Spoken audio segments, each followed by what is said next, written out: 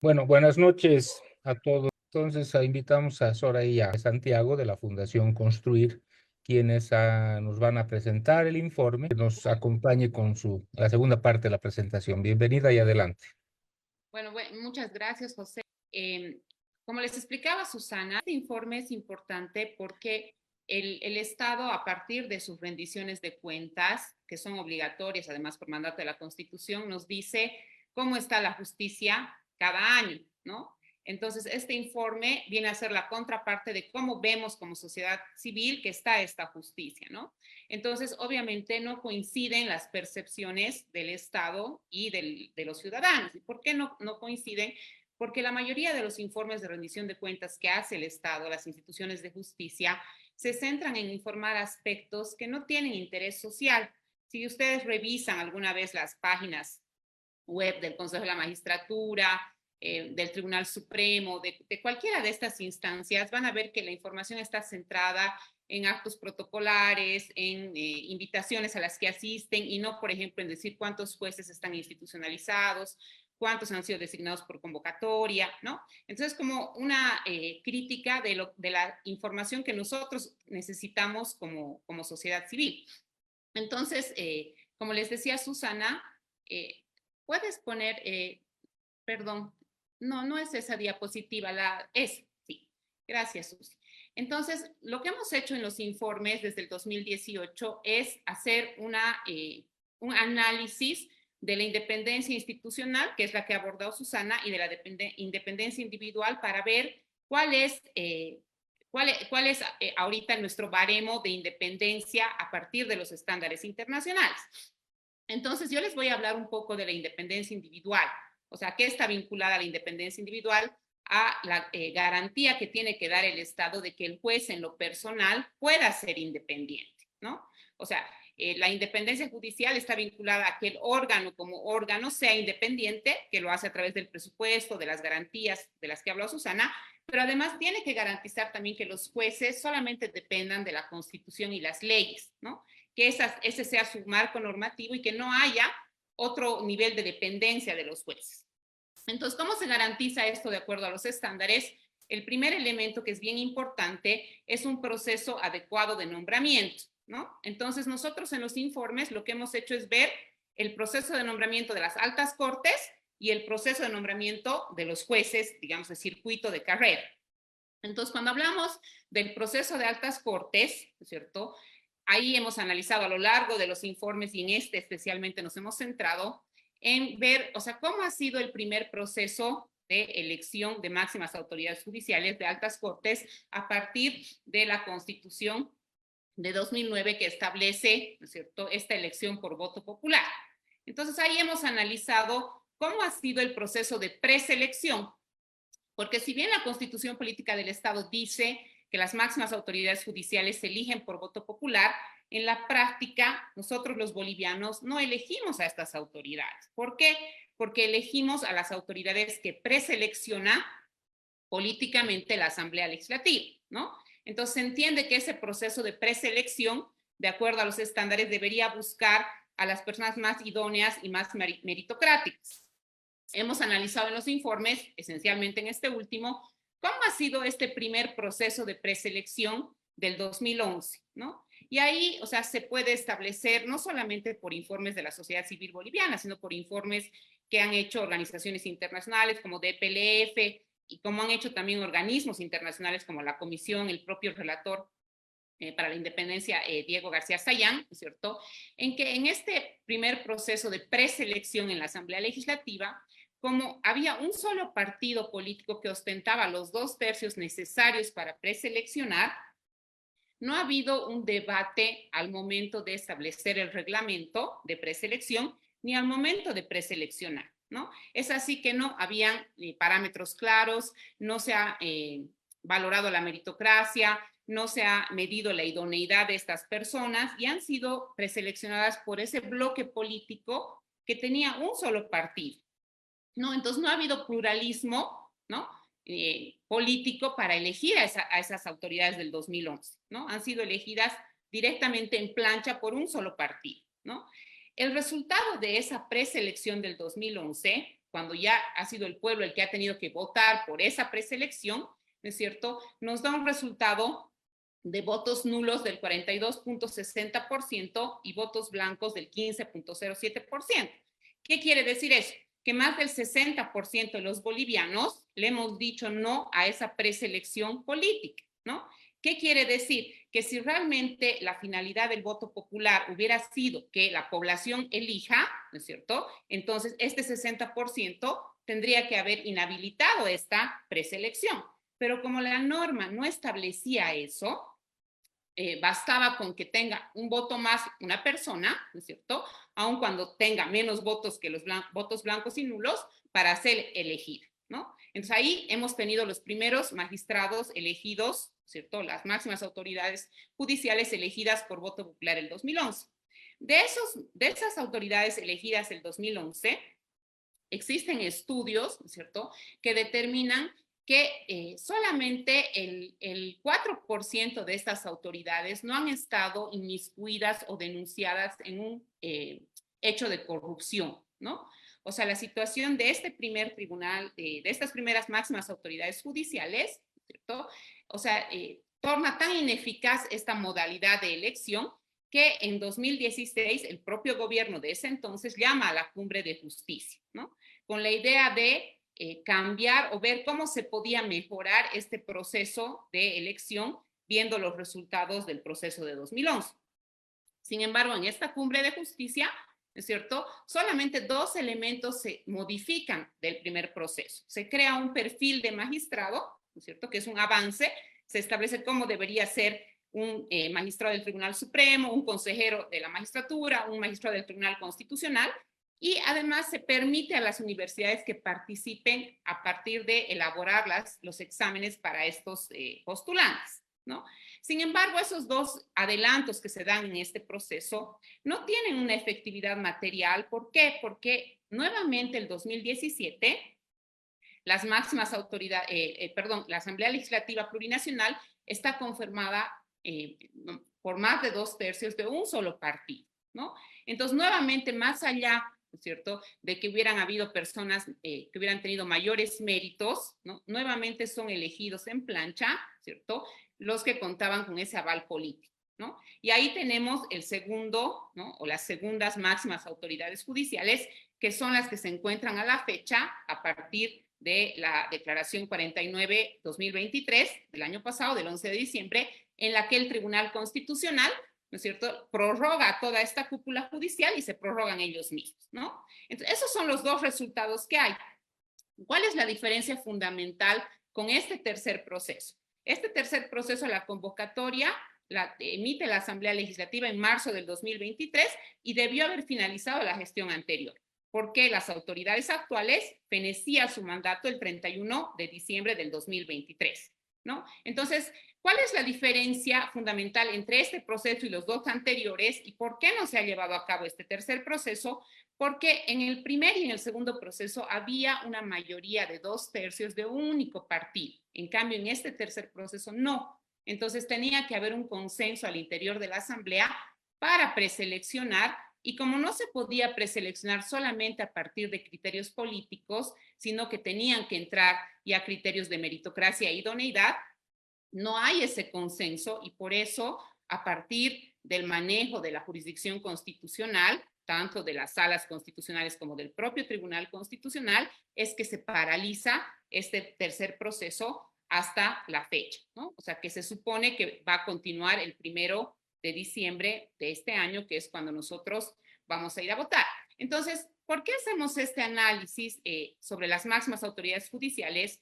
Porque lo que los estándares nos dicen es, para elegir una máxima autoridad judicial, no existe un mecanismo perfecto, ¿no? No existe una forma perfecta de elegir a personas meritocráticas e idóneas. ¿Cuál es la forma más aproximada? ¿No? Que el órgano que preselecciona o que selecciona, ¿no es cierto?, tenga una conformación plural. ¿Qué quiere decir eso?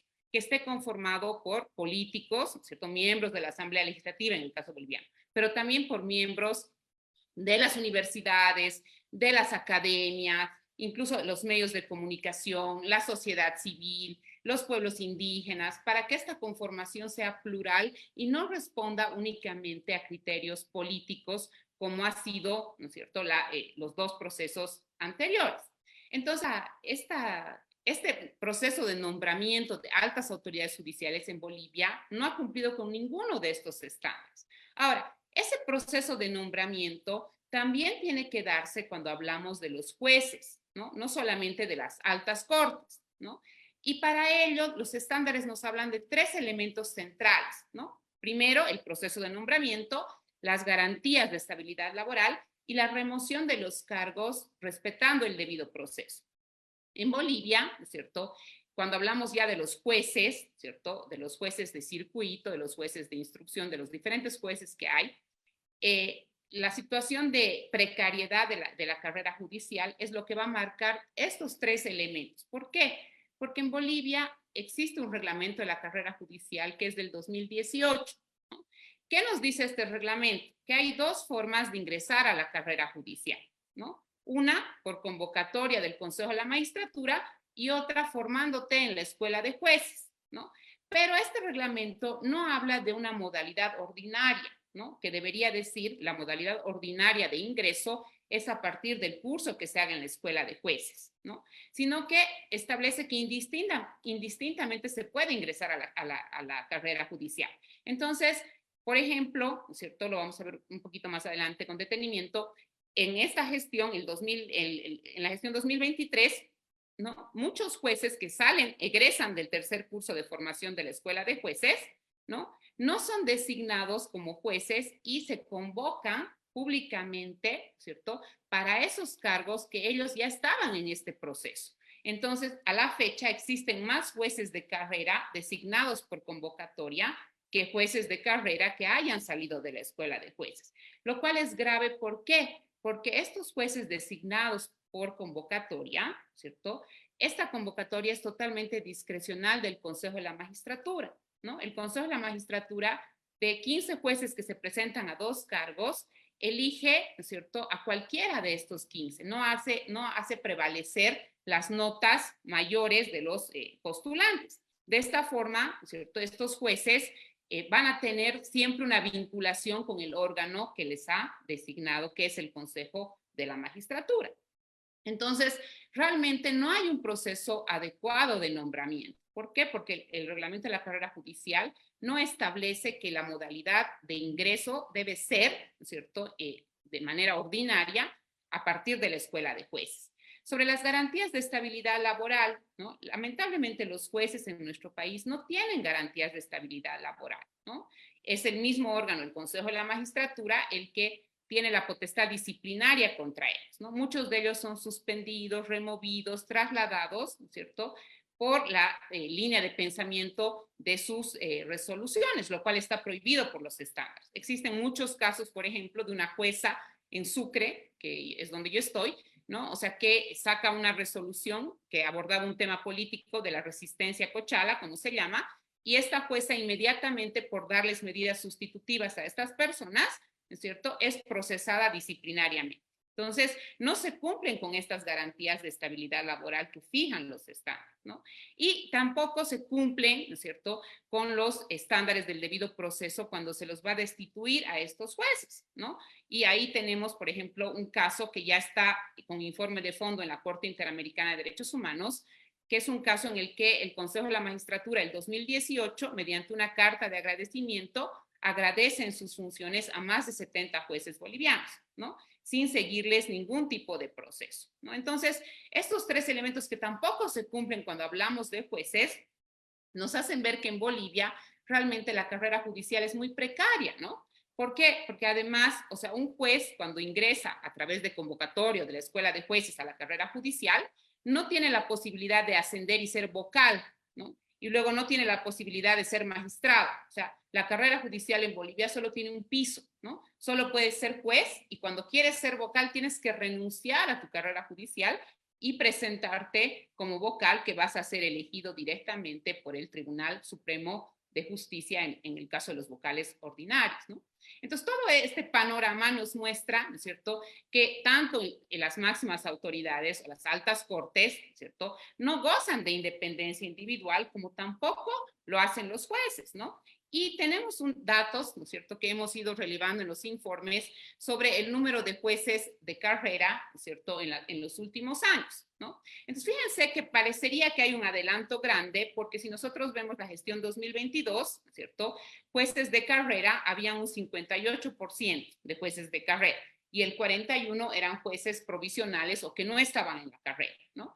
Para el 2023, el dato que da, ¿no es cierto?, el órgano judicial es que un 99.64% de jueces ya serían de carrera, ¿no? Entonces, o sea, nos daría a entender, digamos, está avanzando la institucionalización de los jueces, ¿no? Pero ¿cuál es el detalle ahí? El que les comentaba antes, ¿no es cierto? O sea, estos jueces institucionalizados, la mayoría provienen de convocatoria, no de la escuela de jueces. Y si bien está bien que existan diferentes modalidades de ingreso a la carrera judicial, ¿no es cierto?, la modalidad ordinaria, la modalidad que debe prevalecer para el ingreso es la carrera judicial a partir de la formación de la escuela de jueces, porque esta formación garantiza que ese juez va a estar realmente preparado y va a tener más garantías de independencia que un juez que es designado por una convocatoria que no tiene parámetros claros y precisos, ¿no? Lo mismo ocurre con el Ministerio Público, ¿no? O sea, el Ministerio Público es otro análisis que también hacemos en el informe, pero solamente, digamos, para una muestra de lo mismo que estamos hablando en el tema judicial, ¿no? El Ministerio Público ha reportado que el 44.7% de fiscales a la fecha estarían institucionalizados. ¿Cómo se han institucionalizado? A partir de un curso en la Escuela de Fiscales. Pero a diferencia de la Escuela de Jueces, que tiene un curso que dura aproximadamente un año, ¿no es cierto?, la Escuela de Fiscales, el curso de ingreso a la carrera fiscal, dependiendo, más o menos dura unos 2 o 3 meses, pero que no son, o sea, consecutivos, ¿no? Tampoco existe mayor información porque lamentablemente la Fiscalía General y el Ministerio Público de manera general son órganos bien cerrados respecto a la información pública, ¿no? Entonces no hay elementos que nos puedan llevar a analizar, como en el caso de la Escuela de Jueces, por ejemplo, o sea, cómo son los módulos, cómo es la formación que están recibiendo estos fiscales que están institucionalizados, ¿no? Entonces, en Bolivia, el debate hasta 2018 era, no existen jueces de carrera, no existen fiscales de carrera, ¿no? Ahora, o sea, que ya hay una institucionalización a lo largo de estos años, la pregunta es, ¿cómo se están institucionalizando esos jueces? Y si esos parámetros de institucionalización, o sea, son claros y y permiten un ejercicio independiente tanto de la función fiscal como de la función judicial. Y para terminar, el análisis que hacemos a partir de todo lo que les hemos mencionado en este informe, en el informe 2023, es un análisis a partir de este tercer proceso de elección de máximas autoridades judiciales, hacemos el análisis de cómo se ha ido utilizando a la jurisdicción constitucional para evitar que este tercer proceso prosiga en la Asamblea Legislativa, ¿no? Y ahí hemos hecho todo un debate, ¿no es cierto?, de quién controla al Contralor de Constitucionalidad, ¿no? Y lo hemos hecho a partir del análisis de esas dos sentencias, ¿no? Que la primera es dictada por el Tribunal Constitucional Plurinacional elegido en el proceso de 2011 y la segunda por el Tribunal Constitucional elegido en el proceso de 2017, ¿no? Ambas sentencias, ¿no es cierto?, reforman la Constitución, ¿cierto?, quiebran el Estado de Derecho, ¿cierto?, porque van más allá de los límites que establece la Constitución Política del Estado para todos los órganos del poder constituido, como es el Tribunal Constitucional. El Tribunal Constitucional, al igual que todos los poderes públicos, tiene límites, y esos límites están fijados en el artículo 411 de la Constitución Política del Estado, ¿no? Y esos límites son el respeto a la supremacía constitucional, a las bases en las que se asienta el Estado y la prohibición de atentar o lesionar el régimen de derechos fundamentales. Ambas sentencias rompen esos tres candados, violan esos tres candados, ¿no es cierto? Y por lo tanto efectúan de manera tácita una reforma constitucional que no estaba en las atribuciones de este Tribunal Constitucional Plurinacional en ambos procesos. Entonces, esto lo hacemos ¿por qué? Porque como ahora se va a elegir a este tercer proceso, es necesario que la población que no es abogada, ¿no es cierto? O sea, tenga conocimiento de los peligros que para el régimen democrático boliviano implica, ¿no es cierto?, que se secuestre a la jurisdicción constitucional, ¿no? Entonces, ese es el análisis que hacemos y terminamos analizando esto, ¿no? O sea, ya les decía, ¿no es cierto?, la independencia judicial tiene dos dimensiones. Esta institucional, que el órgano sea independiente a partir de un presupuesto de garantías contra presiones externas, internas, que los jueces sean independientes a partir de los nombramientos, y todo eso, ¿qué genera? Genera lo que se llama la apariencia de independencia, ¿no? O sea, la idea que tenemos como población de a pie de cómo es la justicia, ¿no? Y la percepción de cómo está la justicia en Bolivia es una de las más bajas, ¿no? ¿En qué nos basamos para decir eso? Tenemos ahí los índices que emite cada año Transparencia Internacional, ¿no es cierto? Que el 2022 nos ubicó en el puesto 126 de 140 y que el 2023, fíjense, estamos en el puesto 137 de 140, ¿no? Esa es la percepción que los bolivianos y las bolivianas tenemos de la justicia boliviana. O sea, esto es grave porque además está bien vinculado con la corrupción judicial, ¿no? O sea, el índice de percepción, de poca percepción de la justicia, ¿no es cierto?, está vinculado con una justicia corrupta, ¿no? Y la corrupción a partir de los estándares internacionales también no solo implica recibir el soborno, ¿no?, sino que también implica la manipulación política a los jueces, ¿no? O sea, unos jueces que a una llamada o a una presión de un órgano que no sea, o sea, de un órgano, ya sea el judicial o otro de los órganos, ¿no?, también están cometiendo corrupción y nosotros estamos en el puesto más bajo. También tenemos estudios nacionales sobre esta percepción. Ahí tenemos, por ejemplo, la iniciativa de los juristas independientes, ¿cierto?, que hicieron todo un acopio de firmas para ir a un proceso de reforma constitucional y que casi llegaron al 1.000.000 de personas, ¿no es cierto?, que firmaron estos libros, lo que muestra obviamente que estas personas tienen una percepción baja y por eso quieren una reforma constitucional. Y también, ¿no es cierto?, está el índice de percepción que el año pasado en el informe de justicia hizo Vivian Schwartz, y seguramente luego les va a comentar, ¿no es cierto?, en el que también se ve que la escala, ¿no es cierto?, de percepción de la ciudadanía sobre la justicia es bajísima, ¿no?, de 30 a 40 sobre 100. Entonces, todo este tema de la independencia judicial tiene pues un efecto en los derechos de todos nosotros. ¿Por qué? Porque la independencia judicial no es solamente esa garantía de la separación de poderes o ese principio en la aplicación o en la independencia judicial, sino que es sobre todo un derecho fundamental que tenemos todos los bolivianos y bolivianas, que es a ser juzgados por el juez independiente, ¿no es cierto?, que es aquel juez que va a conocer nuestro caso solo a partir de lo que dice la Constitución y la ley y no a partir de otro tipo de presiones, ¿no? Entonces, esto repercute en nuestro acceso a la justicia de todos los bolivianos y bolivianas, pero esencialmente en esos grupos y poblaciones más vulnerables, como son las mujeres, esencialmente las mujeres víctimas de violencia, las personas privadas de libertad, los pueblos indígenas, las personas con discapacidad, las personas adultas mayores, ¿no? Entonces, todo este tema de la justicia no es un tema que solo atañe a los políticos, sino que directamente, ¿no es cierto?, nos impele a todos los bolivianos porque repercute en nuestro derecho de acceso a la justicia, ¿no? Entonces, esa es un poco la finalidad de nuestro informe. Muchas gracias.